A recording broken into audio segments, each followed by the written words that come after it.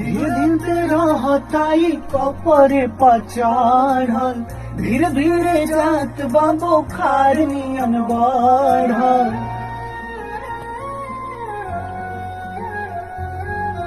दिन रात रहताई कपरे पचाढ़ल, धीरे धीरे जात बा बुखार नियन बढ़ल। जहिया से तोहके देखल बानी मन कुछ करे के करत नइखे।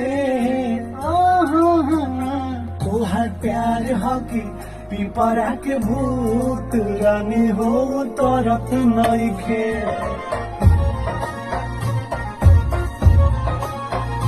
तोहार प्यार हकी पिपरा के भूत रानी हो तरत नइखे।